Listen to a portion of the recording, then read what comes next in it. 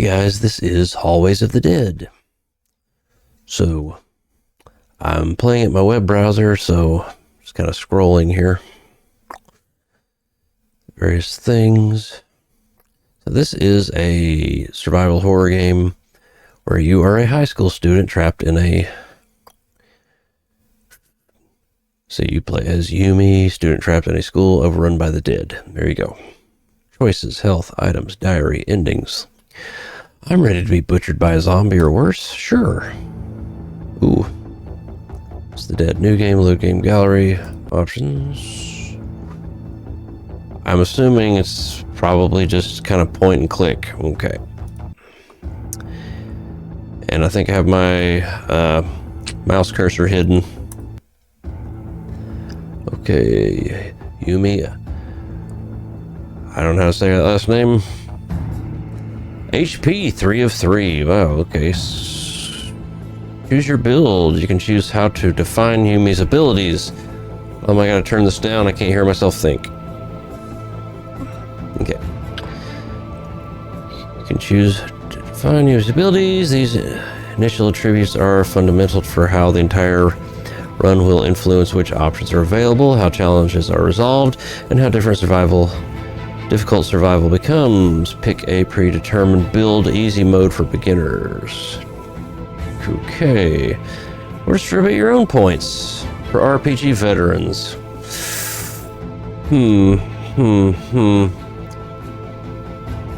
I'll screw it. Oh, okay. So I just choose my clothes. Is that my pre-build? I like the poster. Okay, total points. Points left. Okay, how do I attribute them?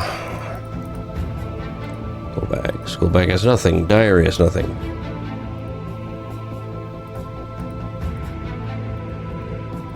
Dude, click, click, click, click, click, click, click. New game. Alright, let's do a predetermined. Athlete, high agility, endurance. Class representative, high charisma. Bookworm, high intelligence. Martial artist, high strength and endurance, but low charisma. I'm just the quiet, kick the shit out of everybody person.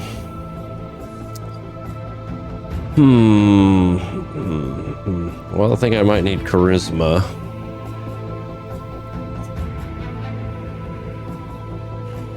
Focus on people and decisions. Seems...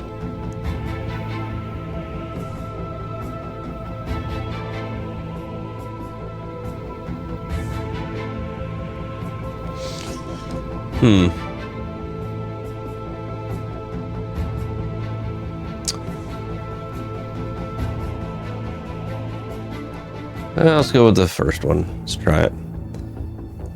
Okay. I am the prepubescent, scrawny girl. Let's go. Strength 1, agility 5, endurance 4, intelligence 2, charisma 3. I guess so. Oh. Did I just have to scroll down on that other thing? Hold on a second. Go back. So wait, attribute. Oh, well, I'm stupid, sorry. Okay, well, let's see what to do here. Strength. Raw physical power. Determines if we can shove obstacles, overpower zombies, or protect others. Well, we could always use that. I got 14 points to spend. Apparently. Oh, it's already done it. Because I've already... When I chose that other build, okay. So let's get rid of some of these. Okay, so that's how I usually do. I do Fallout characters. I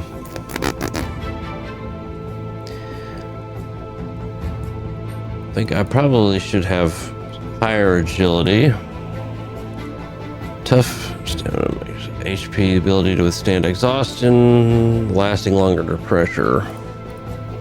I need some of that too. So put 3. Intelligence, solve problems. 2.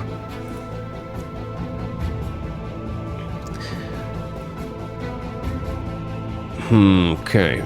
So strength 3, endurance 3, intelligence 2. With higher charisma. Alright, so I want the middle ground on everything, which probably means I'll suck at everything.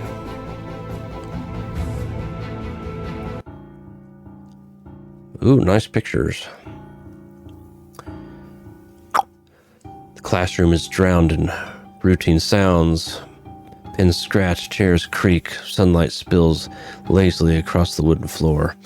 Then the school's emergency bell erupts without warning. Can I make this bigger? Oh yeah, let's do large. Large text. Okie dokie. Alright, it's better. Not much better, but better. Without warning. Does not ring like it does in drills. This one screeches, sharp and metallic, like a blade dragged across steel, stabbing into the ears of everyone present and rattling inside their chests. The sound alone is enough to spark unease, but then come the screams, ragged, panicked, despite wails from beyond the classroom walls. They tear through the air with a rawness no drill could ever mimic, carrying the unmistakable tone of pain and terror. Something slams into lockers with a metallic crash. Glass shatters somewhere down the corridor. A stampede of feet tumbles past, running, stumbling, scattering in blind fear. A sour, coppery stench seeps faintly through the cracks of the old wooden door, mingling with sweat and rot. It is a scent too heavy and too real to ignore. Students erupt in panic, their chairs scraping violently across the floor as they twist and clutch at one another. A boy near the window mutters, half choked, "Fire! An intruder?" In the confusion, several students, including Yumi, I hope I'm saying that right, grab their phones with shaking hands, desperately trying to dial emergency numbers, parents, anyone. Their screams glow cold and indifferent, no signal. Calls refuse to connect. On the frosted glass of the classroom door, shadows flicker, shapes that move too erratically, too fast, their outlines warped and unnatural. The intercom crackles, and the principal's voice orders everyone to barricade the classroom and stay inside. Flat and distorted, like it's being spoken by something that learned how to sound human. A chill crawls down Yube's spine as dread coils tight inside her chest. Around her, classmates stare with wide, pleading eyes, waiting for directions, waiting for her to decide whether to hide, flee, or act. Okay. Investigate the hallway or barricade the door. We'll see. The intercom crackles. The principal's voice orders everyone to barricade the classroom and stay inside. But it's flat and distorted, like it's being spoken by something that learned how to sound human. So that sounds like it's bad. So we should probably not stay in the room. 50-50 shot here. Let's do what we probably shouldn't do in a horror movie and go out in the hall and look at what is happening. Yume pushes the classroom door open just enough to slip into the hallway. The muffled chaos behind her fading into an eerie corridor lit by the flickering glow of half-dead fluorescent lights. The air outside feels heavier and colder, carrying the metallic tang of blood and the sour bite sweat of decay. Each step creaks against the wooden floor, the sound unnaturally loud in the hush, as though the building itself is warning her to turn back. At first, the hallway looks empty, lockers dented from violent impacts, scattered shoes abandoned mid-flight, notebooks torn and smeared with something dark, but then she notices movement at the far end. A figure sways in the gloom, dragging one foot with a flickering scrape that echoes between the walls. Its uniform is torn and soaked with dried stains, the fabric clinging to pale flesh.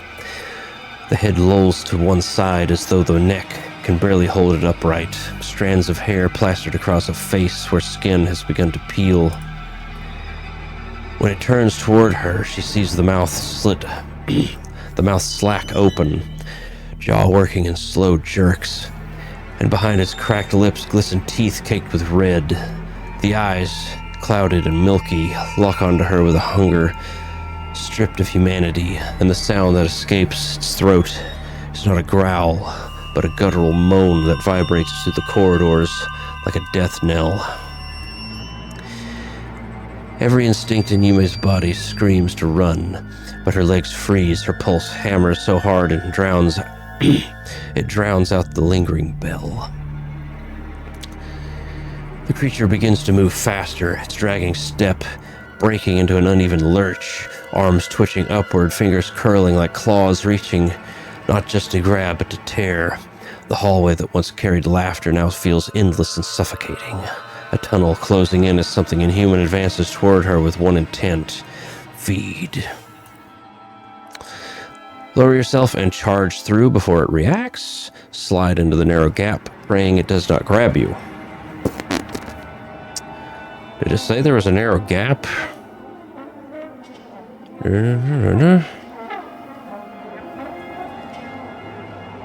Okay, so I'm in the doorway looking down the hall, so I guess that's what the... So do I go back or do I go forward? See, I have 3 strength. I think that should be good. But I also have high agility. Let's charge through it.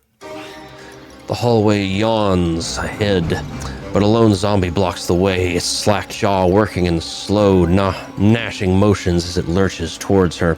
The air reeks of rot, every moan vibrating through the narrow corridor. Yume squares her stance, her pulse thundering in her ears. She has no time to hesitate. With a sharp cry, she lowers her shoulder and charges. The impact slams through her bones like a shockwave. The corpse reels under the sudden force, its brittle frame crashing against the lockers with a hollow metallic crash. Arms flail, jaws snap, but Yume does not slow. She shoves with every ounce of strength, pressing past the thrashing figure before it can regain balance. The tears free. What? Stumbling a step before catching herself, her breath ragged, no claws, no teeth, only the echo of her heartbeat hammering in her chest. Behind her, the zombie snarls and staggers, but it is too late. The path ahead is clear, and she has made it through unscathed. All right. Head for the nurse's office in the storeroom, or head for the stairwell. Well... Okay, music, you're getting a little bit... be a little much here. Nurse's office and storeroom. What might I find in there? Other than probably medical supplies. I'm not injured. There could be other things to find. Or head for the stairwell to lead me out.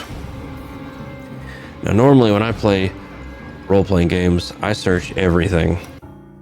Let's head to the storeroom. Excuse me. Itchy. Yume staggers down the dim corridor, every step dragging heavier than the last, her legs trembling from the frantic sprint, and the weight of terror still gripping her chest. The silence between flickering lights feels oppressive, broken only by the ragged rasp of her breathing and the faint echo of her shoes against the floor. Her uniform clings, damp with sweat, her throat raw from gasping, and her arms shake, as though the adrenaline running through her veins is about to tear her apart from the inside.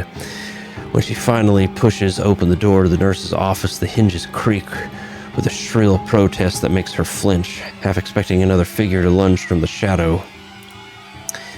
Inside, the air is heavy with disinfectant, sharp and chemical, but underneath it clings a sour trace of iron that makes her stomach twist. The curtains around the beds hang half open, swaying gently as though someone just brushed past them, and the sight of pale sheets spotted faintly with dried brownish stains makes her shiver. Well, I mean, it's not really brown on here. Oh, there's broken glass, too.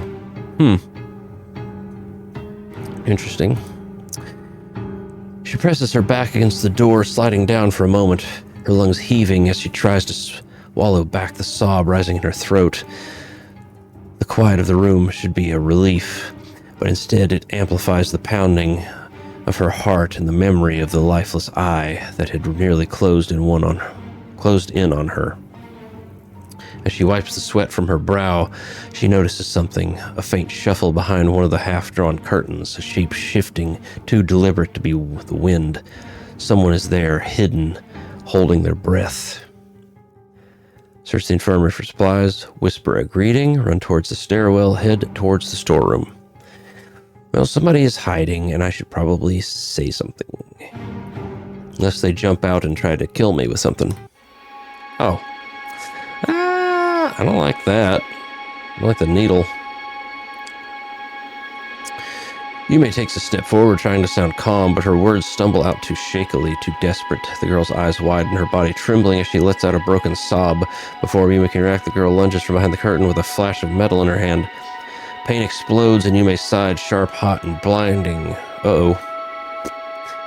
She gasps, stumbling back as her hand instinctively grabs the spot, her palm closing around the plastic barrel of a syringe buried in her flesh. The sting of the puncture lingers, the air in her lungs catching as the realization crashes down. The girl stabbed her. I guess my charisma was too low. Ooh, I took 2 points of damage. Okay. Student drops the syringe immediately, her eyes going wide with horror. "I'm sorry," she cries, her voice crackling. She falls to her knees, hands trembling so hard she can't steady them. "I didn't mean to. I thought you were one of them. I was so scared." Her sobs echo in the tense silence, her apology spilling out in frantic bursts. "Please believe me, I didn't want to hurt you. I didn't. Yume staggers, the pain still throbbing in her side, her breath shallow. She sees the girl's tears-streaked face.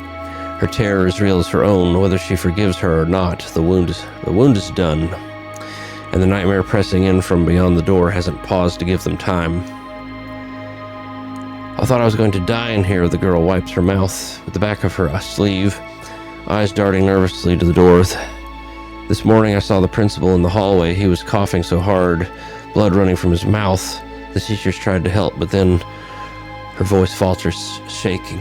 "He wasn't the same anymore." The girl pulls her knees up to her chest, curling against the wall like a cornered animal. "I don't want to leave this room. It's too dangerous. If I stay quiet, maybe they won't find me." Her voice drops to a whisper, so thin Yume has to lean forward to hear. "My brother once told me there was a secret passage somewhere in the gym, a way outside. I don't know if it's true, but if you're brave enough to look..." Her eyes glaze again, and she hugs herself, rocking slightly. Then, after a pause, she adds in a trembling voice, "My name is Nami." After that, she falls silent, refusing to speak another word. Well, I am stabbed. Let's search for supplies. Yume forces herself deeper into the nurse's office, the dim light catching on the sharp gleam of cabinets and the pale curtains swaying faintly as if someone had just passed through them. She opens drawers with trembling hands, each one creaking as though the sound might summon something lurking outside. Inside one, she finds half-empty bottle of alcohol, the label smudged but still intact. Relief stirs in her chest, small things, but they could mean the difference between life and death. "You found alcohol." As she closes the drawer, her eyes fall on a folded piece of paper left on the counter, written hastily in the nurse's uneven handwriting. The ink, blotted where the pen must have trembled, the words frantic and rushed. Beside the note lies a pack of painkillers, and the label smudged but still intact. "The principal arrived this morning, pale, feverish, coughing violently. He spat blood onto the floor. We tried to persuade him to go to the hospital, but he refused. He said there wasn't time. He insisted he had to speak with Professor Emmett in the science room about something urgent. He left against my warnings. I fear his condition may spread to others." You got painkillers. Yumi grips the note tightly, her throat tightening as she reads. The words blur for a moment and her mind flashes back the screams in the hall and the shadows crashing against the classroom door. Whatever the principal carried that morning, it started here, and it's already too late. Run to the stairwell. Head to the storeroom. I assume the storeroom was in the nurse's office, but it doesn't look like it is. Alright, the corridor near the storeroom is eerily quiet except for the low, wet groans of 3 figures drifting aimlessly in the shadows. Their movements are slow but unpredictable, staggering in arcs that bring them dangerously close to the storeroom door. Their uniforms hang in tatters, and their skin is slack gray, speckled with drying blood. Their mouths hang open, slack-jawed, but every time they turn, Yume glimpses the jagged gleam of gore-stained teeth. Through the narrow glass slit in the storeroom door, she sees what she needs. A metal toolbox, its lid slightly ajar. Sitting under a toppled shelf, her breath catches. That box could hold something, anything that might help her survive. But the path is blocked, and the creatures shuffle back and forth, moaning with the hunger of something freshly dead. Her mind races. The groans echo down the corridor like a warning bell, and the sharp stink of sweat, blood, and mildew clings to the walls. There is no safe path forward. Every choice is a gamble. Time their swaying steps and slip between them. Plow forward before hesitation kills the chance. Draw their attention away with noise, then make her move. Abandon the storeroom and head for the stairwell.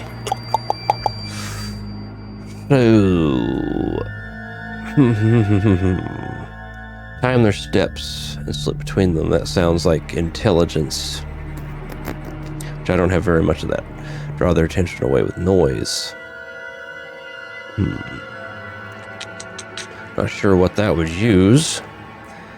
Time their swaying steps and slip between them sounds like agility, which I have 4 of. Let's try that one.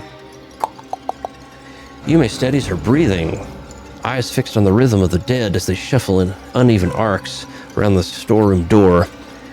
Each stagger, each groan, each twitch of a decayed arm feels magnified in her mind. She waits, her body trembling until the moment their path opened just wide enough.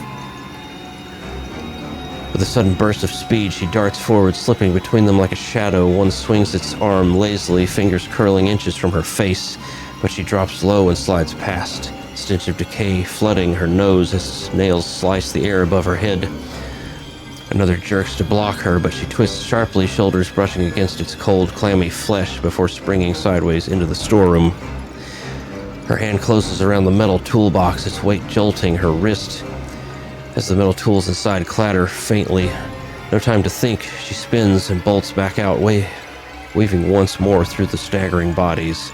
Clawed hand snatches at her hair, tearing a few strands, but she ducks between the arms and bursts free into the corridor. Alright, you have acquired toolbox. Take the stairs. Okay. Alright, what can I do here? Can I do anything else? Okay, it's just telling me what I have. I guess if the situation arises where I need that, it'll have that. Okay, you may burst into the stairwell. The heavy door slamming shut behind her with a metallic echo that ricochets through the concrete shaft like a gunshot. Her chest heaves, lungs burning, each breath tearing raggedly as sweat drips down her temples into her eyes. Unlike the dim corridors, the stairwell is washed into the pale light of morning. Tall windows along the landing spill hazy beams of sunlight, dust motes drifting lazily in the air, stark against gray walls. The fluorescent bulbs overhead still hum faintly, but in daylight their glow seems weak, their flicker little more than a nervous twitch. The steps stretch endlessly up and down, concrete scarred,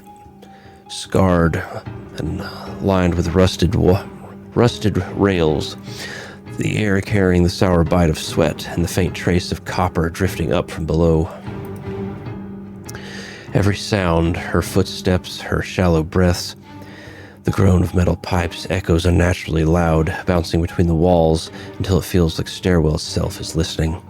Her hands tremble as she grips the cold railing, the chill biting into her palms, while her knees threaten to give beneath her. Looking upward, the roof access door waits at the far landing, locked tight but bathed in sunlight, looking down where the stairs fall into shadowed halls where the daylight cannot reach, and unseen eyes might be waiting in silence. The stairwell feels endless, suspended between two choices, safety above and danger below. In either direction, Yume knows the dead could be waiting, patient and hungry.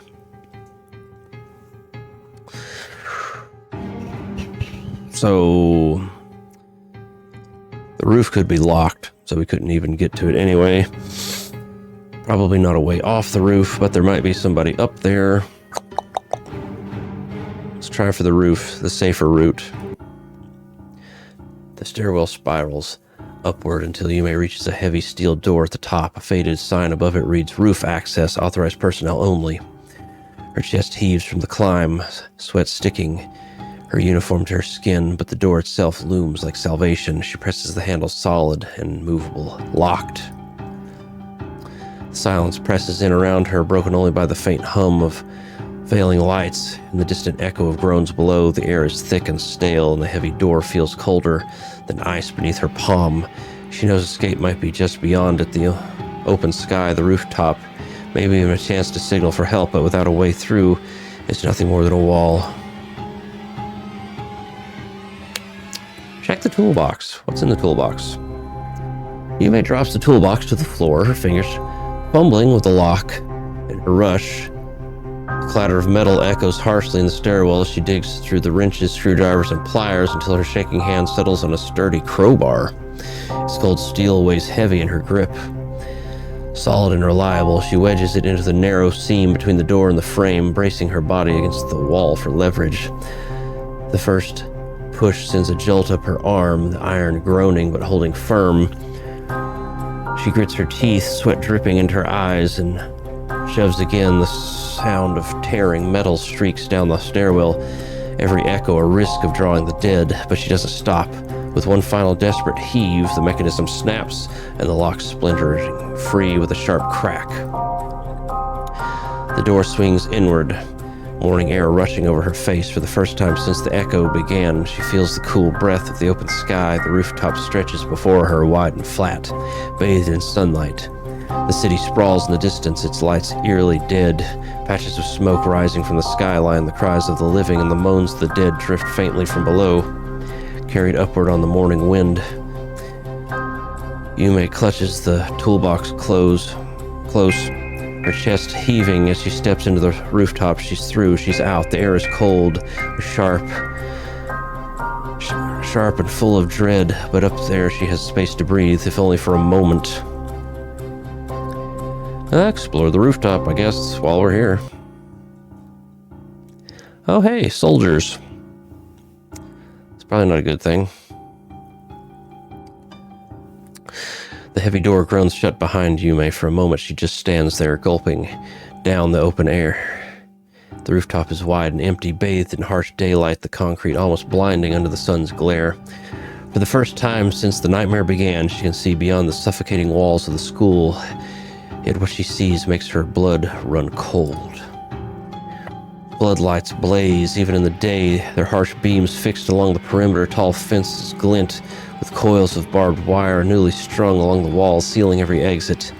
Figures in hazmat suits patrol below, their faces hidden from behind visors, rifles glinting in the sunlight. Beyond the gate, military trucks idle, their engines glowing or growling low, but no vehicle enters and no one leaves. Bright banners flap in the hot wind, stenciled with bold black characters: "Quarantine, do not approach." Yume grabs her mobile, hope clawing against the dread in her chest, but the screen only flashes. No signal, no calls connect, no messages send. The devices are useless, the glowing icons like cruel reminders of how cut off they truly are. Yume's breath catches. She's not trapped just by the dead inside. She's trapped by the living outside. No one is coming to help. No one will let them go. Then a sound cuts through the stillness, a muffled whimper, pain and desperate. Yume's head snaps towards it. Near the far side of the rooftop, half hidden behind a ventilation unit, lies a girl in a torn school uniform. She clutches her stomach with blood-stained fingers, her body curled in on itself.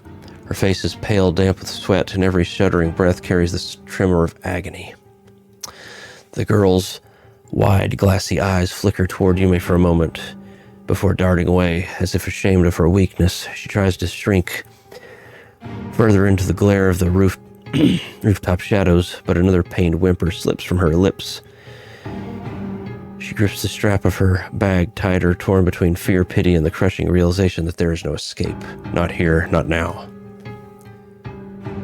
Comfort the student, help the wounded student, take the stairs. Well, I have painkillers and alcohol. Not sure what else I could do. I'm trying to help.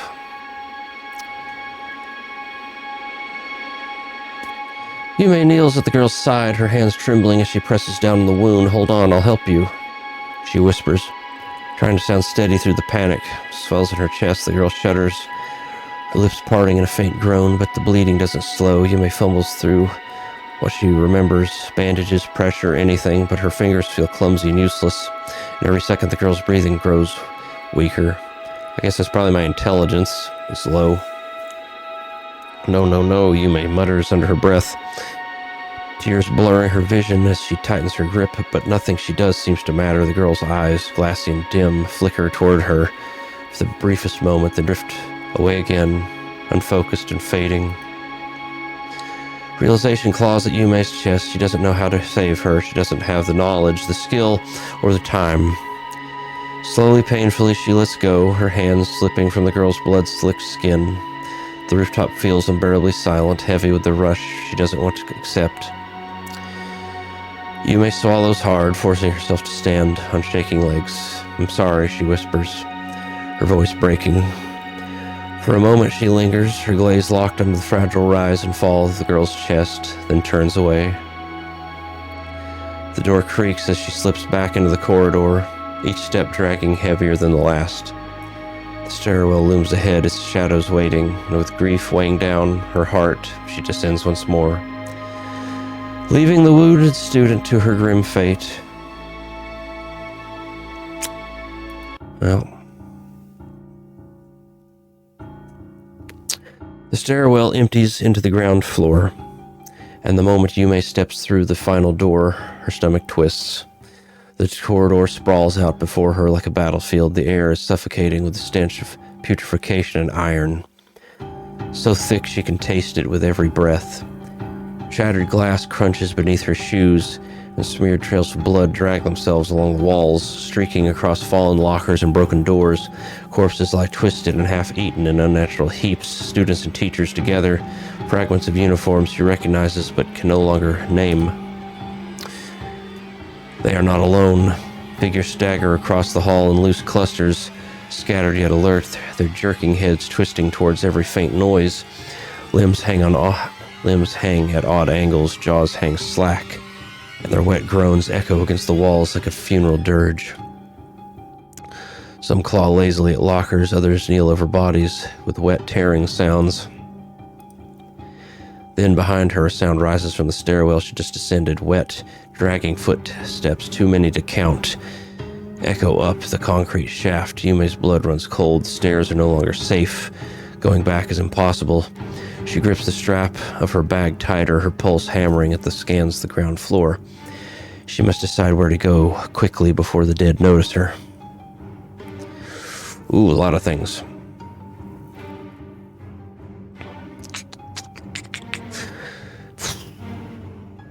Photography club darkroom. What the hell would be in there other than maybe chemicals? Explore the restroom. Death trap. Silent Hill has taught me anything, is restrooms are bad. Let's see, the canteen. Food. No one else would be in there other than probably a lot of dead people, especially if it was around lunchtime. Courtyard. Teacher's room. Principal's office. Science lab. Gym. Entrance hall. So, gym, there's a secret passage. Where that'll take us, don't know. If I want to actually figure out what happened, the story, I would go to the science lab or the principal's office.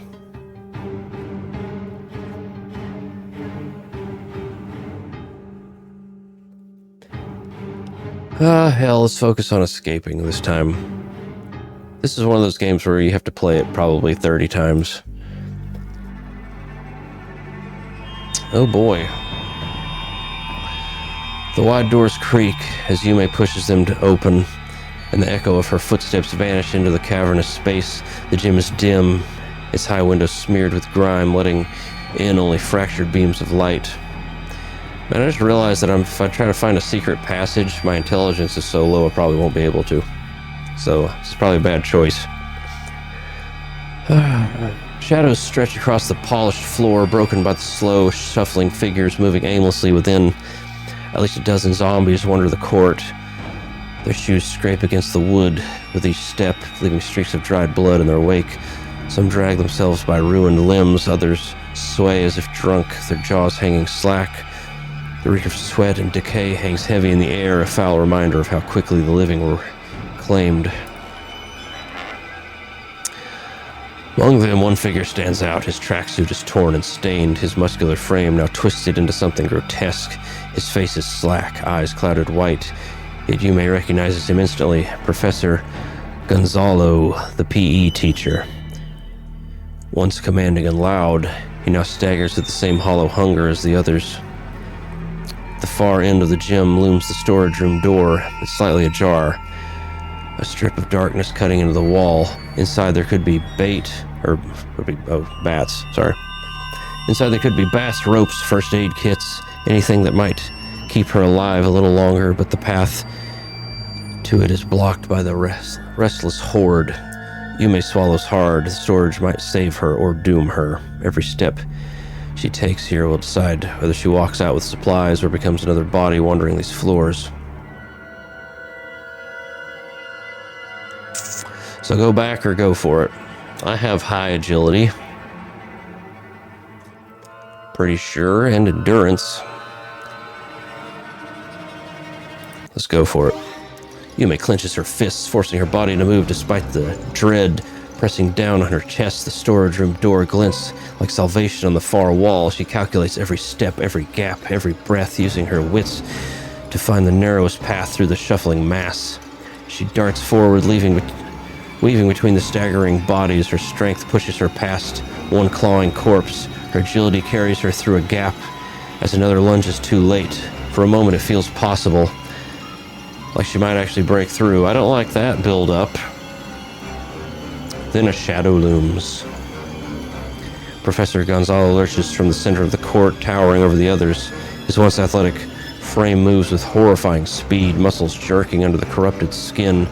Before Yume can dodge, his arm swings like a hammer, slamming her side and sending her crashing to the floor.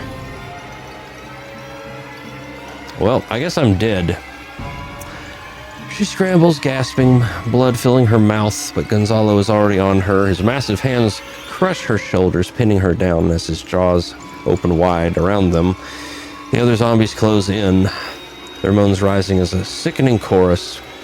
Yume's scream tears through the gym before being silenced in a rush of teeth and gore. The storage room door remains just out of reach, the promise of survival fading in the darkness as her body is torn apart. Well, I died. Game over.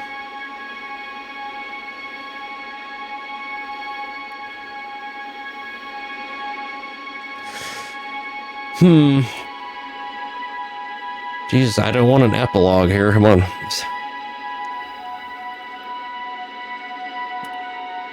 Only the dead remain. Try again.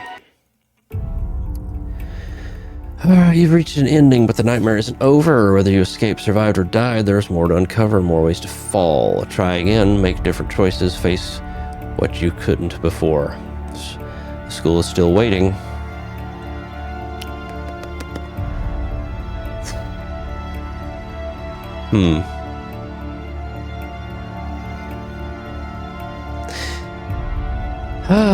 Give you another chance. Well, I mean... Okay, so we're gonna go with D&D rules here, and we're just gonna, like... We're just gonna have a dump. A dump attribute here, so... Fuck it. I think I pretty much abandoned all of the other people anyway, so I don't really need charisma. Let's pour that into intelligence. And endurance.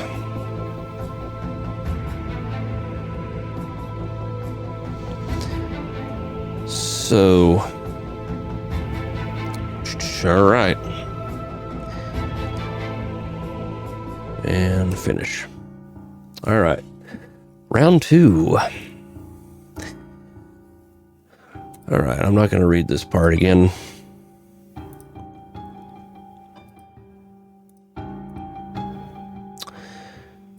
Unnatural. Okay. Hide, flee, or act. We're going to investigate the hallway. Alright, yes. So we know what happens here. I'm gonna lower myself and charge through. Charges. Okay. We're gonna head for the nurse's office. Instead of me getting stabbed and not really...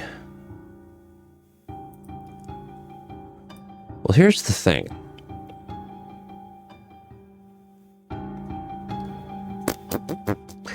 If I don't talk to the girl, will I know about the gym?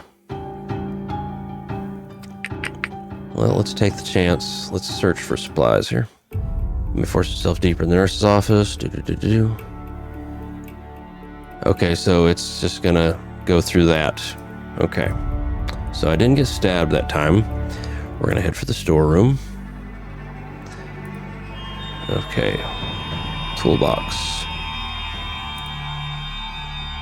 Gamble. Okay.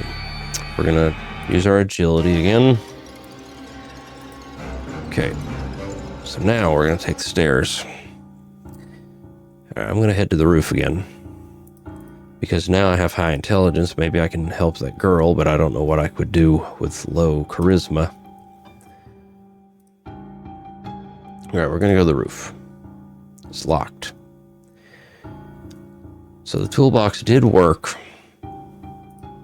But maybe we can use a hairpin. She kneels before the roof access door, her hands trembling as she slides the bent hairpin into the lock. The stairwell is suffocating quiet, every drip of sweat rolling down her face, echoing like a drumbeat in her ears. She twists the fragile pin, straining to listen for the faint clicks of tumblers shifting into place. Okay, I actually have a lock pick, and I'm very good at picking locks. And I gotta tell you, you need more than just a hairpin. The first twist gives her hope, faint click echoing from inside the mechanism, but then the pin resets or resists. She pushes harder, heart pounding, until the thin metal quivers under the pressure. Snap. The sound is sharp and merciless. The broken half of the hairpin drops to the floor, useless, leaving only jagged edges in her shaking hand. Her breath catches in her throat. She rattles the handle and slams her fist against the cold steel, but the door refuses to yield. The roof, her one chance at open air and escape, remains sealed away. Then she hears it, faint, hungry groans drifting up from the stairwell below. They are coming slowly, inevitably. The dead are climbing. She cannot waste another second. Yume shoves the useless scrap of metal into her pocket and forces herself to move, clutching the strap of her bag tight against her shoulder. Okay, so the toolbox was the only way to get through. Each step downwards feels heavier. Dread curling around her chest like a tightening rope. Heading towards the ground floor is not a choice, it's a sentence. But it is the only path left. Take the stairs. Okay. So I guess we'll file that away for another playthrough. Okay. Okay, I'm gonna try the gym again. I'm gonna see if I can get through this time. The thing is, I might find stuff in other places that'll actually help me get through the gym, but let's see if we can make it. Use everything I got. Like she might actually break through. Okay, I'm dead again. Well, shit. Okay. Grim fate. Yeah. Alright. Just hit restart here. Fuck it. So I either need to have really high, like, strength and endurance to get through there, or I just can't get through there right now, so I need to look at other places first. Alright, so let's try this again with the same attributes.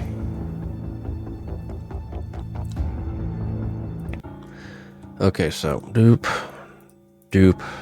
Wish I could just hit a button to progress this forward, but it is in my browser, so I guess I have to do it like this. Okay, we're gonna go through here. Yourself through. Unscathed. Alright, head for the nurse's office. Shadows. Shiver. Okay, let's search for supplies.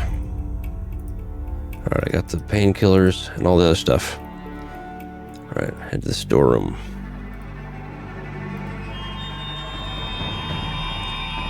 So between them. Alright, so we got that. Take the stairs. Okay. We're gonna reach the roof. Alright. We're going to use the toolbox. Alright, explore the rooftop. Alright, we're out on the roof. You found the school is in quarantine. Okay, so let's try to help her. That'll have intelligence of 4.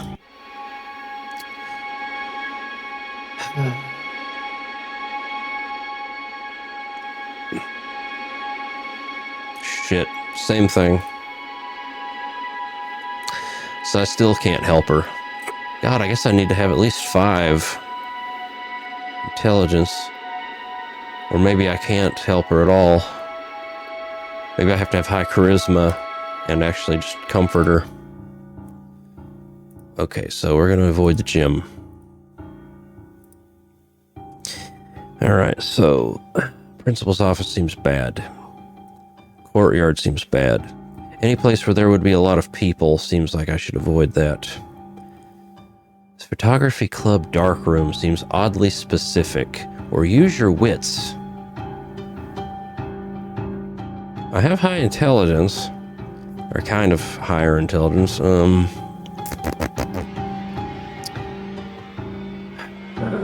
Teacher's room might have something in it. I know that those two things will probably have lore. Okay. Keys, alright. The door to the teacher's room groans as Yumi pushes it open, the stale air inside rolling out like a breath held too long. The faint stench of chalk, dust, and ink has been swallowed by the heavier reek of blood, sweat, and something rancid that clings to the back of her throat. Desks and cabinets lie overturned, paper scattered like fallen leaves across the floors, streaked and smeared with dark stains. At the far end of the room, the metallic glint of a keyring catches her eye. It lies on top of a desk half buried beneath a mound of notebooks and broken glass. A dozen keys dangle from it, promising access to doors and locked places deeper within the school. But between her and that desk, 4 figures stir. Their uniforms are torn, flesh mottled in pallid grays and sickly blues. One drags itself forward on a half-shattered leg, nails raking across the floor with a screech that sets her teeth on edge. Another tilts its head sharply, jaw hanging slack, blood drying in thick rivulets down its collar. Their dead eyes fix on her as though the sound of the door hinge has pulled them from the restless slumber, and all at once they move. The scrape of chairs and shuffle of uneven steps fills the room, the zombies lurching towards her with outstretched arms, jaws snapping in a grotesque rhythm. The keys are so close, almost within reach, but so are the hungry shapes now cutting off her path. Yume's pulse hammers as she tightens her grip, knowing she has only moments to decide what to do next. Alright, pull back before it's too late, retreating to the corridor, drive yourself forward, teeth clenched before the creatures can block you. Edge closer, hand outstretched, hoping their eyes don't follow. It seems like they've already seen me, so I don't know why I would do that one. Fumble for something to throw, anything to send their heads turning. Find or build an improvised weapon. That... I have high agility. I have high intelligence. I only have strength of 3, though. I don't know if I could fight off however many there are. Let's try to use our agility again. Yume sets her jaw, charges straight into the crush of dead weight. The first corpse hits her like a sandbag. She drives the shoulder into its chest and pistons forward, teeth gritted, muscles screaming, fingers rake across her back, snagging fabric and skin. She wrenches free and grabs another by the collar, slamming it into a cabinet hard enough to shatter glass, or to rattle glass. The key ring glints on the desk so close it hurts. She plows through, shoving a third zombie aside with both hands, feeling brittle bone give under her grip. Claws scythe across her ribs, hot pain blooms. Oh shit, I just lost a bunch of HP. Wet and immediate, she chokes on a breath, refuses to fold, and hammers her forearm across a gnashing mouth to keep teeth off her throat. With a raw, tearing cry, she slaps her palm down on cold metal, rips the keys from the papers, and twists away. Another set of nails opens her side, deep this time. She staggers, vision sparking, one hand clamped over the wound as blood soaks her uniform. Momentum carries her through the door. She slams it shut and braces it with another shoulder while the deads thud uselessly against the other side. Took 8 points of damage. Breath ragged, legs shaking, Yume looks down at the keyring biting into her fist. Won by force, paid in blood. You acquired the keyring. Now, can I use some of this? Because I have... Alright, retrace my steps. So I'm back in the hall.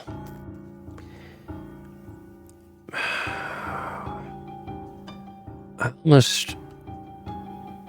Okay, so the teacher's room is gone from here. I don't know what would be in the dark room, but chemicals of some kind. Maybe people hiding. I don't know, the restrooms seem like they might be a death trap. Let's check them out. Yume approaches the restroom access, her footsteps echoing faintly over the silence of the ruined ground floor. The heavy smell of blood and decay lingers even here, mingling with the sharp tang of cleaning chemicals, and seep faintly from the cracks beneath the door. Then she reaches for the handle. It doesn't budge, locked, but before despair sets in, she hears it, a soft muffled sob on the other side, voices quivering, whispering, in broken fragments. Students. Her heart pounds as she presses her ear to the cool wood. The cries are raw with fear, desperate but alive. Whoever is inside is hiding, clinging to the thin door as their last defense against the horror stalked the halls. Yume swallows hard. She could try to call out to convince them to open the door and trust her, but one wrong word might make them bolt the lock tighter, or worse, scream loud enough to draw the dead. Or she could turn away, leave them to their fate, and save her strength for the battles ahead. I have 0 charisma, so I'm gonna have to leave that one. Okay.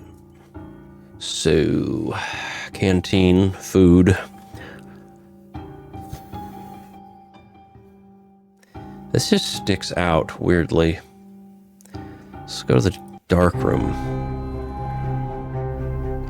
The dark room swallows Yume in heavy silence, lit only by the dim red glow of an old lamp.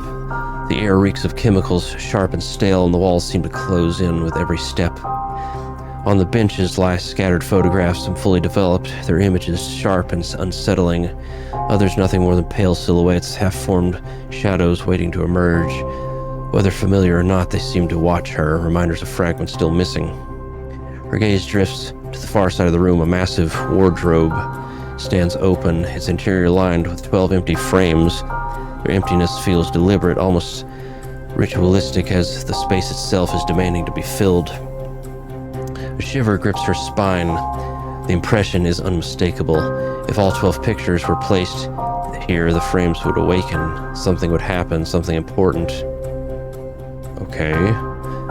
The thought gnaws at her chest, equal parts dread and compulsion, as the silence presses down, urging her to decide whether to pursue the truth hidden in these photographs.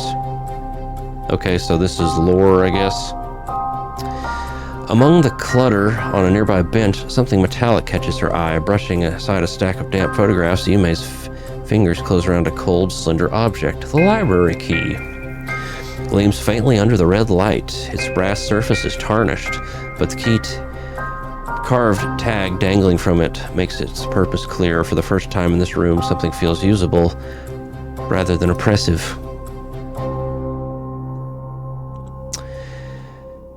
So I got the library key. Do I check the pictures? Sure, why not? Okay. Did I... What? Oh. So the pictures will have the gallery. Gotcha. Okay, that's neat. Okay, so I found the library key, which that is not a choice on here yet. I got a feeling that that's very important that I found that key, though. Okay, so avoid the gym, science lab, and the principal's office. Let's try the entrance hall, which probably will be barricaded. Alright, Yume steps into the vast entrance hall, the sound of her footsteps swallowed by the oppressive silence. Sunlight filters weakly through the tall glass panels, illuminating the heavy sliding grate that seals the main doors shut. The iron bars look like a prison gate, their shadows cutting across the polished floor in jagged lines. Pinned to the grate is a sheet of paper, the edges crumpled and stained. In the principal's sharp handwriting, it reads, "Remain calm, return to your classrooms immediately, barricade the doors, do not attempt to open the main entrance under any circumstances." The words are meant to reassure, but the smears of dried blood across the page tell a different story. The paper trembles slightly where it hangs, as if it, too, fears being torn away. Yume's eyes drift to the lock securing the gate. The grate. It is a thick, rust-streaked mechanism built to withstand force. No makeshift tool could break it, only the correct key will turn it open. For the first time since the nightmare began, freedom feels tangible, but the weight of the warning gnaws at her. If the door was locked this tightly, was the principal truly trying to keep inside or keep out? Use hairpin to force the door, or retrace your steps. I couldn't use a hairpin to get the other door open, so I doubt I can use it on this one. So the principal would have the key. Okay. Principal's office, canteen. Let's look in the canteen. Probably not the best place. Yume steps into the canteen, the wide space eerily silent, except for the faint hum of broken fluorescent lights overhead. The tables are scattered with trays and half-eaten meals abandoned mid-bite. Chairs knocked over in the frantic escape.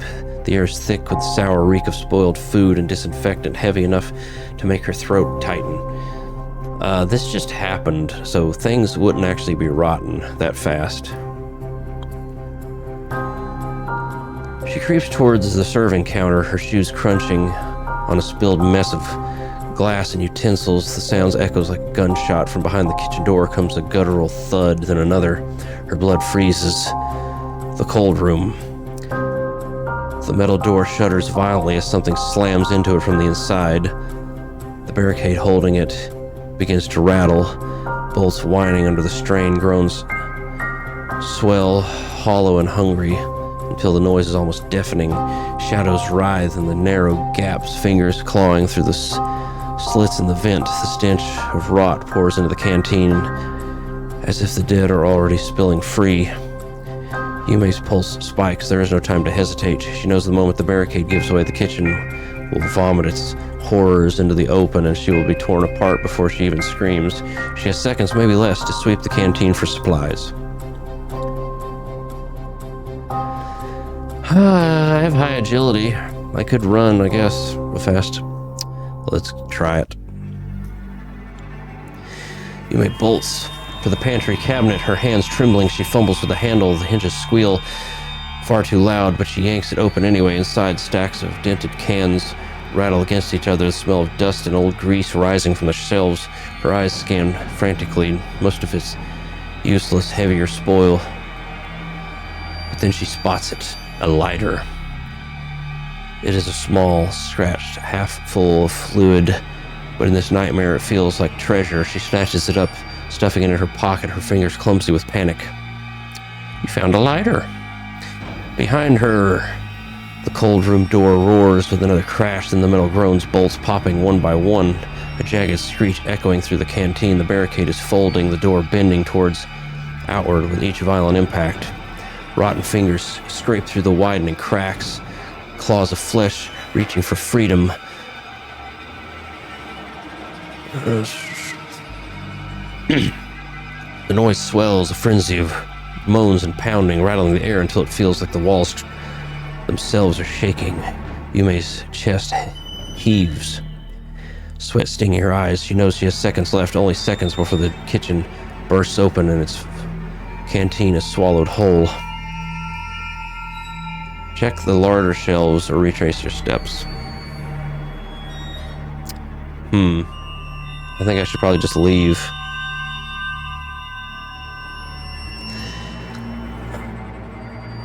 But there might be something.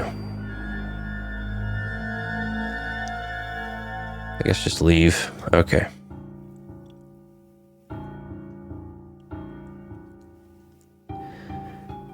Okay.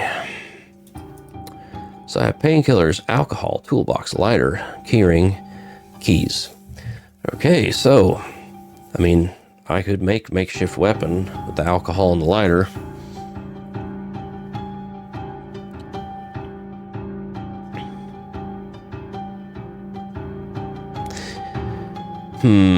Science lab would probably have glass jars.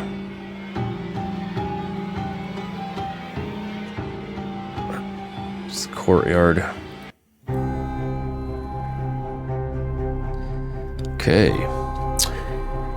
Yume pushes through the double doors into the courtyard. The light outside is dull and gray, filtered through heavy clouds that press low over the school grounds. Bodies lie scattered across the cracked pavement and overgrown grass, uniforms shredded, blood darkened near black. Flies move lazily over congealed puddles of gore. The glimmer of faintly under the overcast sky, the air hangs thick with the stench of copper and exposed viscera. Scattered groups of zombies hunch over the remains, their backs bent, jaws tearing wetly. Each crunch and rip breaks the silence like slow, deliberate torture. Some sway as they feed, heads jerking as at unnatural angles, oblivious to anything but the dead flesh beneath them. Then movement. A bush near the courtyard wall trembles, its leaves shivering in the stale air. The sound is faint but sharp, slicing through the dead stillness. One of the nearer corpses lifts its head, gore dripping from its mouth as it twists towards the noise. Yume freezes, heart hammering. Whatever's in that bush, whatever made it move, has already drawn the dead's attention.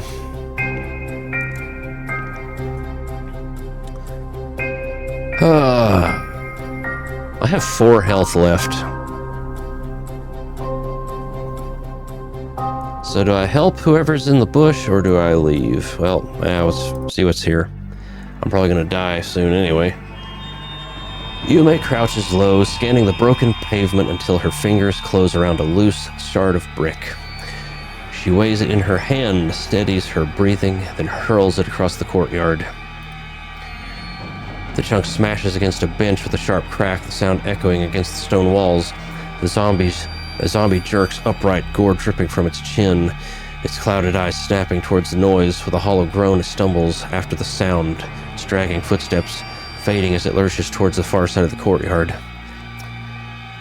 Yume's pulse hammers, but the path is clear. She darts forward, each step quick and light. Closing the distance into the trembling bush, she pulls the leaves aside with trembling hands and freezes. Two wide emerald eyes stare back at her. It's not another student, not another monster. It's the school's mascot, Pudding, the cat. Her fur is a patchwork of black, white, and orange, puffed out in a panic, her tail bristling as she crouches low, trembling from head to paw. A faint, pitiful mewl escapes her throat, more fear than sound. Yume's chest tightens. In the middle of all this horror, the tiny creature is still alive, still clinging to survival.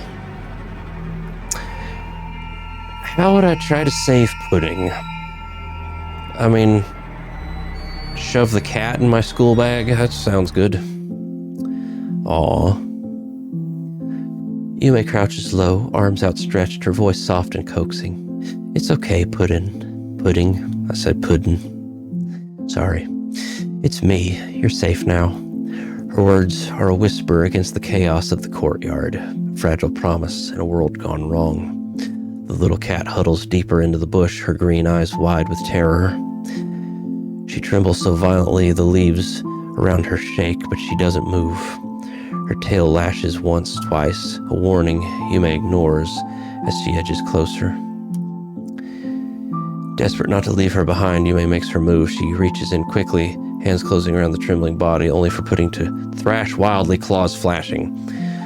A sharp sting tears across Yume's hand as the cat scratches deep, wriggling free with a screech. In an instant, Pudding bolts from the bush, darting across the gore-stained courtyard and vanishing between the ruins of benches and corpses. Yume stares after her, clutching her bleeding hand, but her chest tight. For a moment, one brief heartbeat, she thought she could save something pure from this nightmare, but now the courtyard is only silence, corpses, and the dull ache of failure.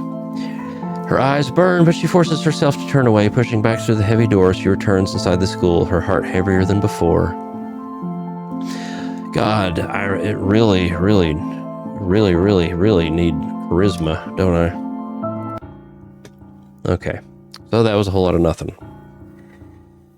Okay, so 2 choices left, really. Head to the science lab, I guess. So the principal was on the intercom from his office, so that's probably where he's at, and he'll have the key to the entrance, I would say. Let's check out the science lab. Yume halts in front of the science lab, her breath catching in her throat. The wide glass windows that line the door are smeared with streaks of dried blood, dark and uneven, like desperate hands once clawed for escape. Through the murky panes, she sees rows of benches and cabinets, but the room beyond, it's unnervingly still. The silence is so complete, it feels staged. No groans, no footsteps, not even the faint creak of furniture, just the oppressive hush freezing against the glass. Her fingers brush the doorknob. It rattles endlessly in her grip, locked tight. The cold steel hums faintly with her trembling touch, as though the barrier itself is warning her not to enter. Yet the stains on the window whisper of what happened inside, of screams that never made it past the door.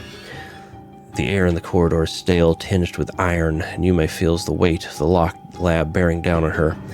If she can find the right key or force her way in, the answers to horrors waiting inside could change everything. Open the door with the keys. Yume stands before the locked door, her eyes fixed on the dark stains smeared across the glass. She searches into her bag and pulls out the heavy ring of keys she fought so hard to claim, the metal jangling faintly in the silent corridor. Her hands tremble as she sorts through them, each one worn, smudged, and nearly identical. She swallows hard, sliding the first into the lock. It grinds uselessly, refusing to turn. The second key sticks halfway, forcing her to tug it back out with a sharp scrape of steel. The groans of the building echo faintly around her as she fumbles, the oppressive silence broken only by the metallic clink of each failed attempt. Her breath comes quicker, sweat sliding down her temples as her nerves fray. Finally, one of the longer keys slides in smooth, fitting perfectly. She twists, and with a solid click, the lock yields. The handle turns easily beneath her hand. Yume exhales a shaky breath, her grip tightening around the key. She pushes the door open, just enough for a sliver of light to spill inside, the smell of copper and chemicals drifting out to meet her. Proceed to the laboratory. Well, there's a clue. The moment Yume steps inside, the sharp crunch of broken glass echoes beneath her shoes. The laboratory is in shambles, drawers yanked open, cabinets torn from their hinges, and paper scattered like leaves in a storm. The familiar smell of disinfectant is drowned by the coppery stench of blood. Every surface looks overturned, as though someone had ransacked the room in a desperate frenzy. Test tubes and beakers lie scattered across the counter's floors, their contents dried into sticky stains mixed with darker streaks. The fluorescent lights overhead hum faintly, flickering just enough to throw the wreckage into shifting shadow. Her eyes are drawn to the floor near the center of the room. A thick trail of blood snakes across the tiles, smeared in long strokes that suggest something or someone was dragged against their will. The trail leads directly towards the laboratory storage at the back, its half-open door gaping like a mouth waiting to swallow her whole. Yume swallows hard, her throat dry. Whatever happened here didn't end cleanly. The silence pressing down on the door or on the room makes every instinct scream that the storage isn't just empty space, it's hiding something. Inspect the laboratory. Maybe I'll find something.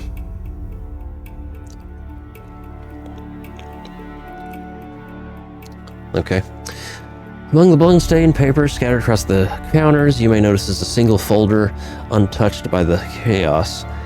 The red stamp on its cover reads "Top Secret." Its edges are soaked in drying blood, but the contents remain legible.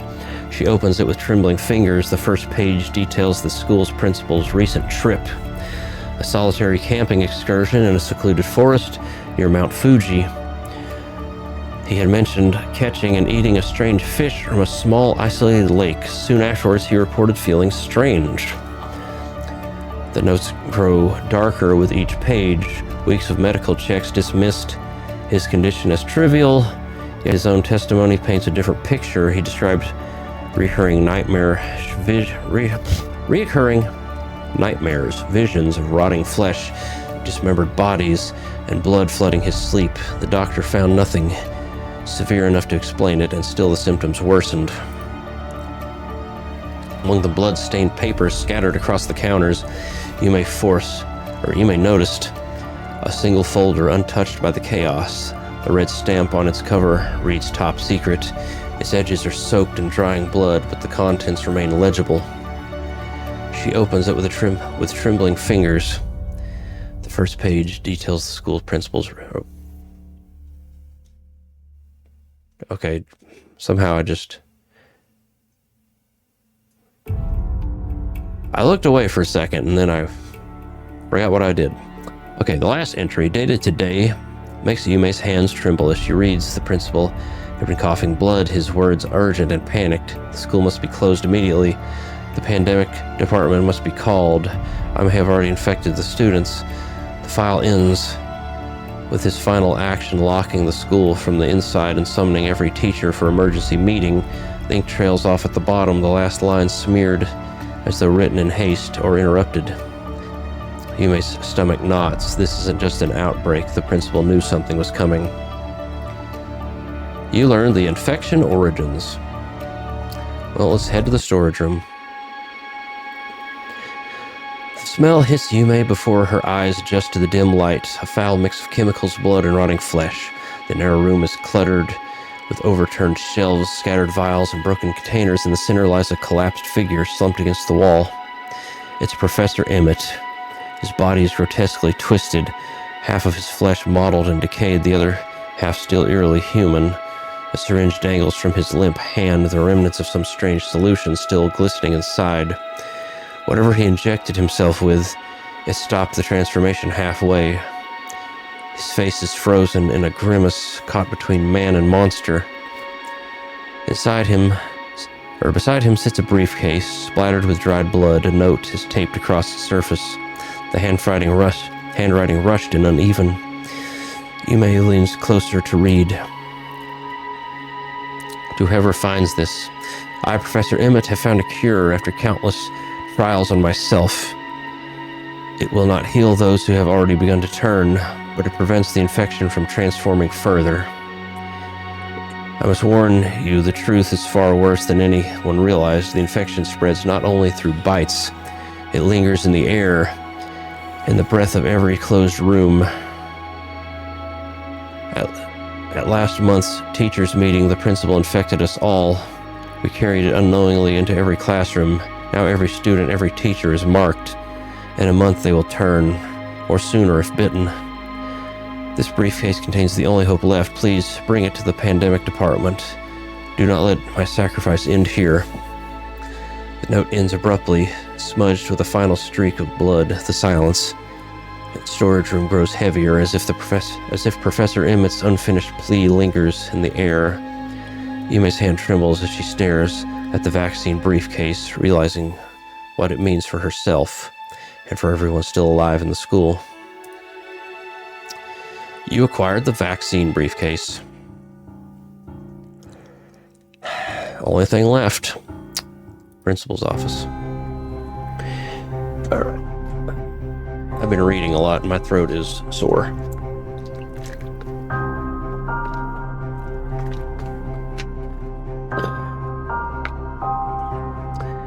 Yume stops before the heavy oak door of the principal's office. The polished surface is streaked with something dark, dried into jagged stains. The brass handle rattles when she tests it. It's locked tight. She leans closer, holding her breath. From the other side of the door comes a low, guttural sound. It is not speech, not anymore, but something twisted. A broken voice gurgles and drags itself through the air, rising and falling in tones that barely resemble human words. The cadence is wrong, stretched into inhuman growls and wet, choking sounds. For a moment, she thinks she hears fragments of language, half-formed syllables claw their way out of the throat that should no longer speak. The sound of shuffling, the scrape of chair legs against the floor, and then silence. A silence that feels like it is listening back. Yume's pulse quickens. Whatever is behind that door is no longer the principal she once knew. The office, once a place of authority and order, now feels like the heart of something malignant, an infection with a voice.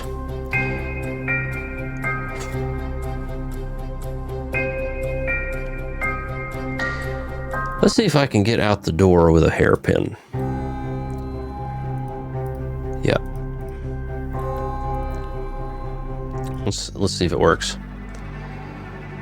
Alright, Yume kneels before the sliding door, fingers trembling. She slips the heroin. She bites her lip, forcing her to stay focused. A low groan drifts from the far end of the hall. Another joins it, then another, the sound of dragging feet, gnashing. Jaws growing louder, shapes shuffle out of the shadows, zombies, their pale eyes fixed on her fragile frame hunched by the gate. Her heart pounds, the lock is still sealed, the gate still holding firm, the hairpin bends under the pressure, threatening to snap, and the moans draw closer.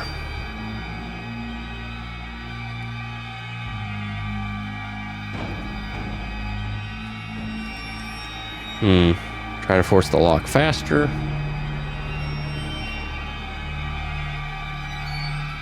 Try to find the gate keys. Okay. Alright, when I go back, does it do the same thing? Yeah. Well, I could save. Okay. Gotcha. Thanks. Oh, it's in my downloads. Okay. Weird. Oh, save right here. There we go. Turn 93. Okay. Alright, let's try it. Use a hairpin. Let's see. Quickens, she jams the hairpin deeper into the lock, twisting and scraping with frantic precision. Every second feels like a knife against her throat. The grate shudders under her hands, the mechanism still freezing to give any away air. Behind her, the groans swell into a chorus. The shuffling turns to a stumbling run, feet pounding against the polished floor. Shadows stretch long across the entrance hall as the zombies close in. The outstretched, their hunger vibrating through the air. Her hands shake as she works, the hairpin bending dangerously in her grip. She rattling the lock mixes with the guttural snarls. Distance, one slip, 1 second wasted, and they will be on her. The sound of claws scraping on tiles, only a breath away. She can feel her heart swell of rot. The lock gives now, or she will never leave this hall alive.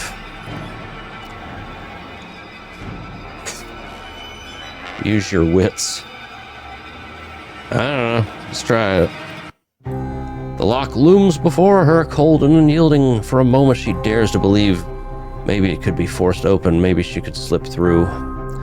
But the thought shatters as quickly as it forms. The lock is too heavy, too complex. Even with perfect skill, the noise and the time would be enough to draw the dead in from every hall. By the time the gate slid open, their hands would already be on her. Alright, so it's telling me it's impossible. She needs the key. Try to find the keys. Alright, so we gotta get in the principal's office. Groaning sounds, voice. I mean, I'm pretty sure I could probably get it open with the toolbox. But we might want to try the keys. Ooh, that is, that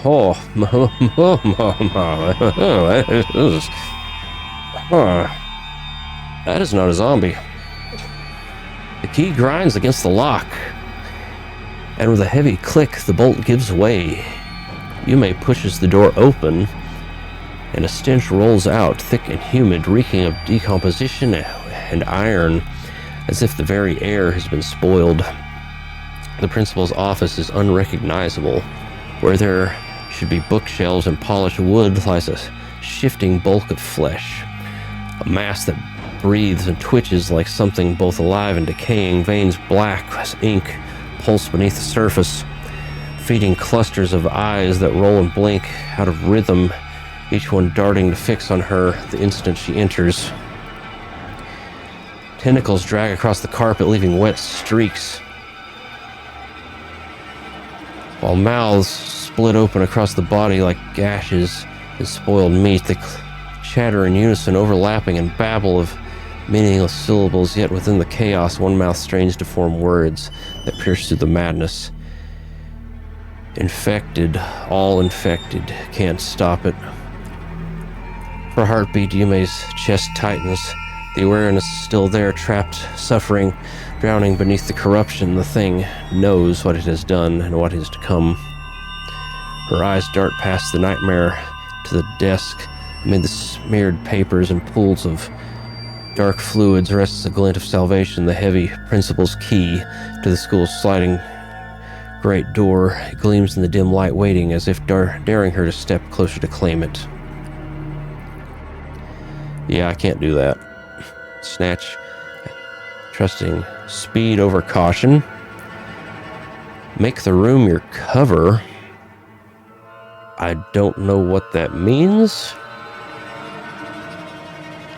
Does that mean sneak through? Lock eyes with what remains of the principal, pleading for reason. I need high charisma. Find or build an improvised weapon. I ain't tried that one yet. Yume's fingers fumble through her bag as they come close around two items she'd taken earlier, the half-empty alcohol bottle and the lighter. Her heart hammers as she rips a strip of cloth from her sleeve, twisting it into the neck of the bottle. The stench of spirits fills her nose as she soaks the rag.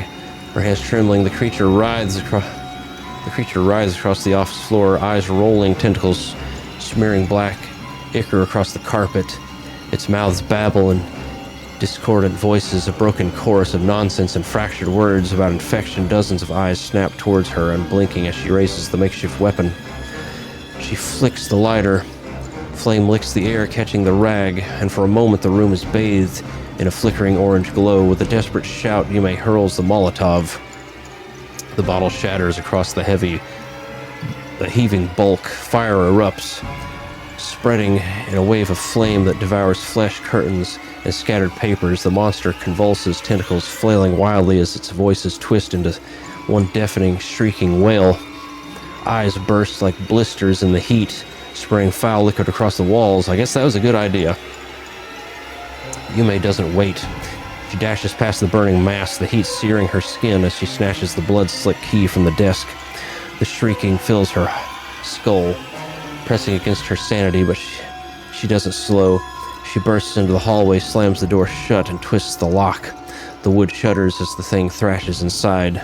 The muffled sound of fire and inhuman howls clawing at the air. Her chest heaves as she leans against the door, clutching the scorched key in her hand. The monster is trapped in its own inferno, but the flames will not burn away the image of its eyes watching her. Eyes that seem to know exactly what she was doing. You acquired the principal's key. Alright, so Jim is a death trap. Alright, we're here. Let's use the principal's key. The principal's key slides into the lock with surprising ease. Yume twists, and the heavy mechanism gives way with a loud metallic click. The sound echoes across the entrance hall, bouncing off the walls like a gunshot. She pushes at the sliding grate. The iron bars scrape against the floor, shrieking in protest, every inch demanding her full strength. Her arms strain, shoulders burning, sweat stinging her eyes. She forces the door open. Then she hears it. A low moan from the far end of the hall. Another answers it. Closer this time, shadows shift in the flickering light. The noise of the lock, the grinding of the gate, has woken them. Zombies begin to shuffle towards her, their movements quickening as their eyes fix on the living prey fighting with the iron door. From the shattered windows, more groans pour in, this time from outside. Most of the dead are forcing their way in through the courtyard, spilling across the entrance in a tide of staggering bodies. The air thickens with the sound of scraping feet and guttural hunger, filling the hall with the weight of oncoming horde. Yume grits her teeth, forcing the grate open wider. The gap is still too narrow to slip through, and the dead are closing in the distance. Their moans rise, their footsteps grow louder. Every heartbeat brings them closer to tearing her away from the threshold of freedom.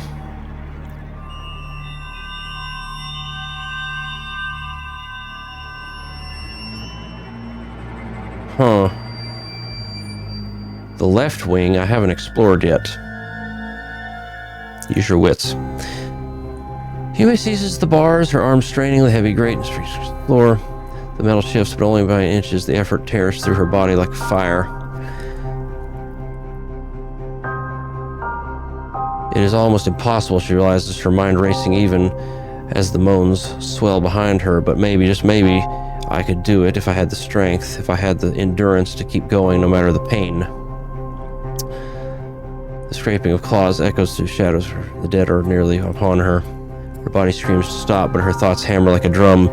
If I am strong enough, if I can endure this, I can break free. If not, this is where I die. I have 3 strength and 4 endurance.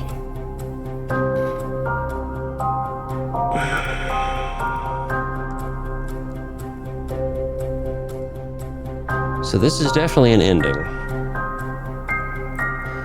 So I'm gonna save again. Oh no, did I just load that?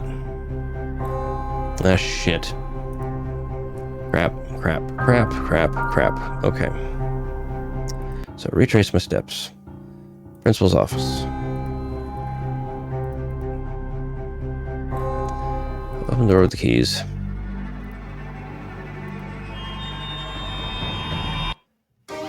Okay, so I've used my weapon on the principal.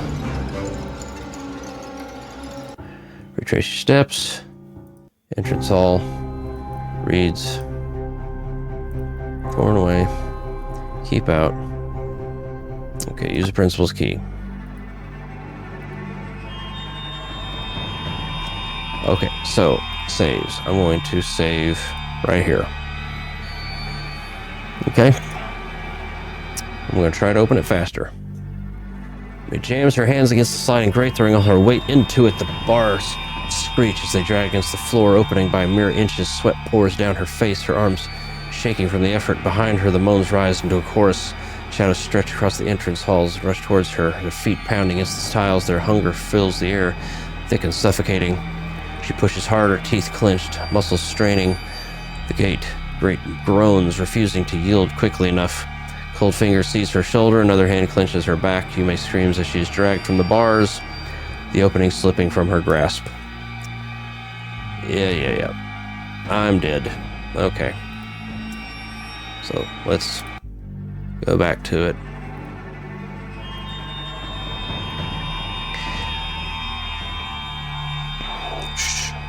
So, forget it and head to the left wing. Yume scrambles along the western corridor, her footsteps hammering against the linoleum. The guttural chorus of the dead rolls after her, echoing through the suffocating hallway. Dust clings to her throat, each breath ragged, each heartbeat screaming for her to keep moving.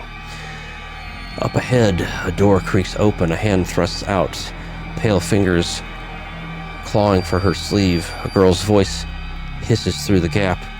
"Over here, quickly, get inside." Yume glances through the narrow crack.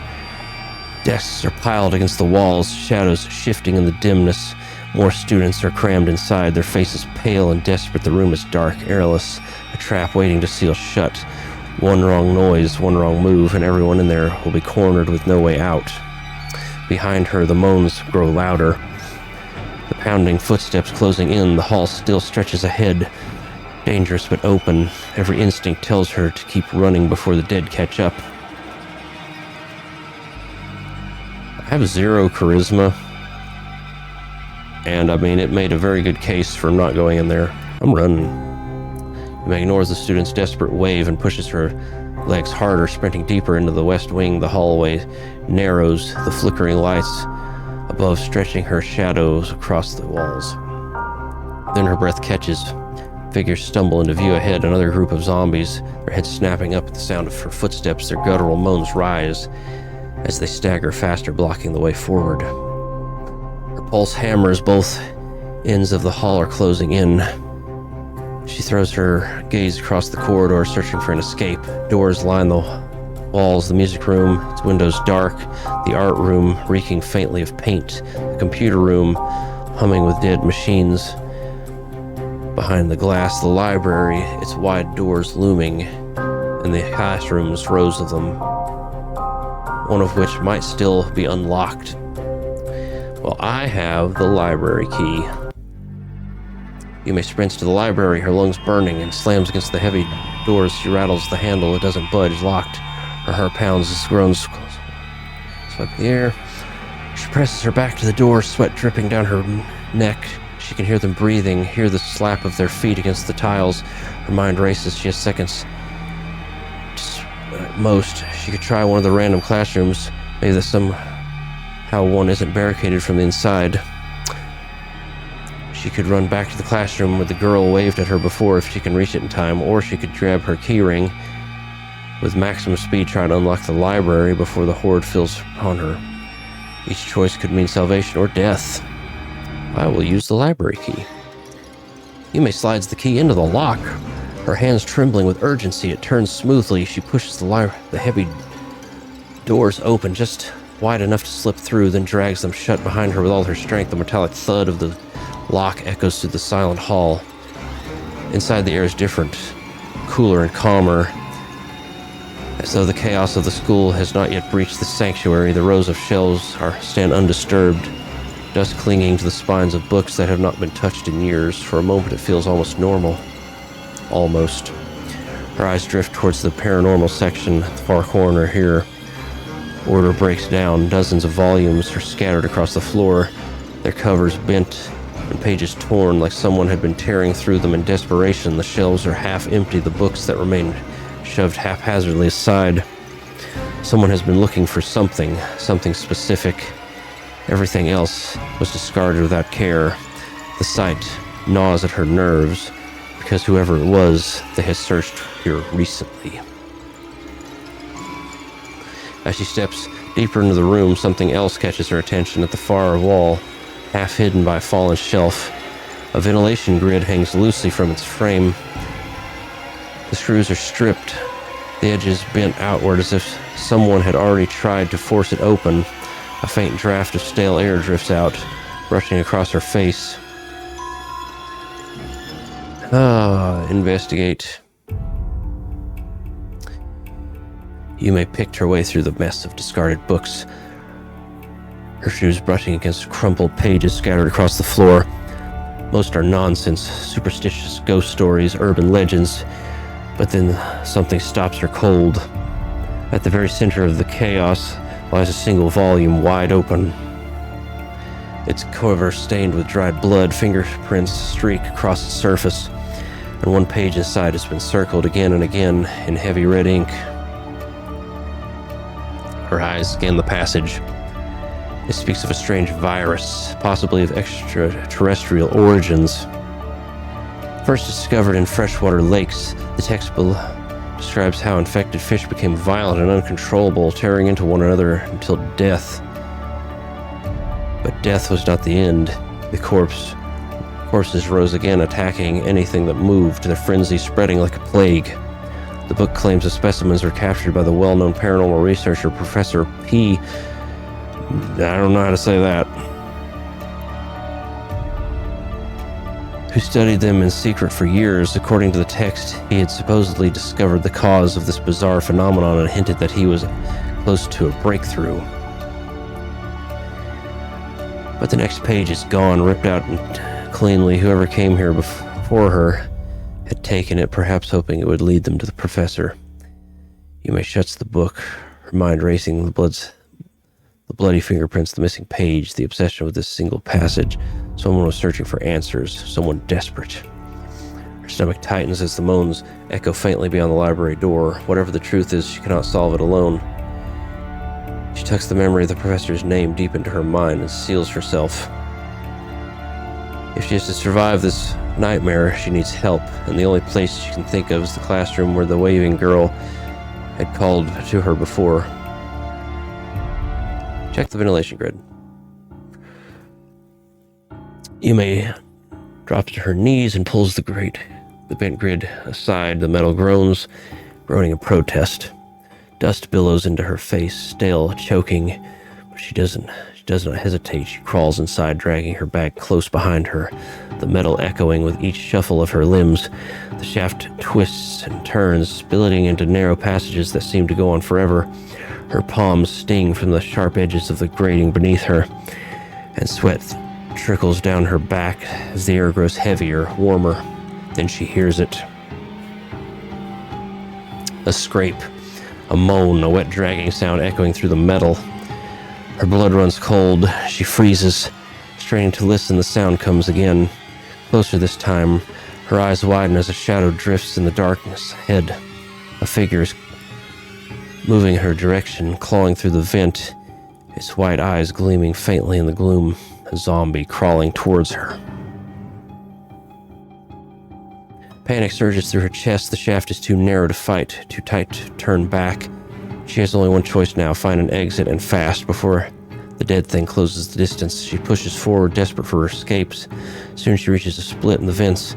To her right, a grate rattles, faintly, and through the slits she hears muffled voices, students, maybe survivors, speaking hurriedly, unaware of her presence above them.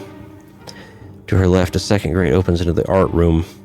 From the angle, she sees overturned stools, canvas stacked against the wall, and the faint outline of brushes scattered across the floor. The place seems quiet, too quiet.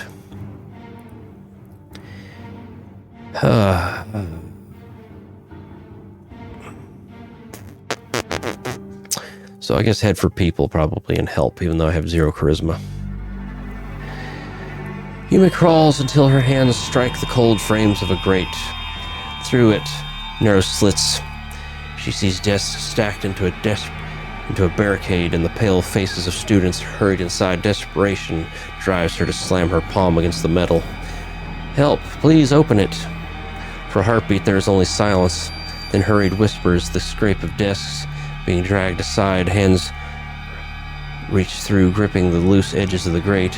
With a final wrench, the panel gives way, and Yumi is pulled inside just as a guttural moan echoes from the vent beside her.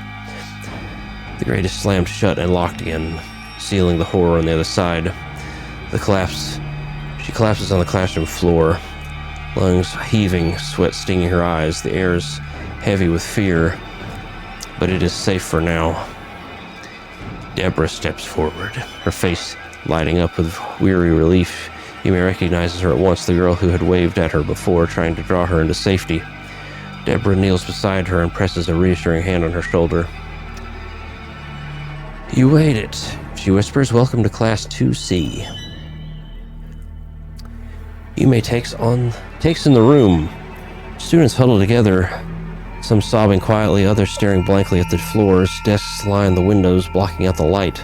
The atmosphere is tense, brittle, but organized. Deborah rises, her expression firm despite the fear in her eyes. "We are about to hold a council. Oh boy. Class leaders are trying to decide what to do next, but before we can, we need your help, your experience.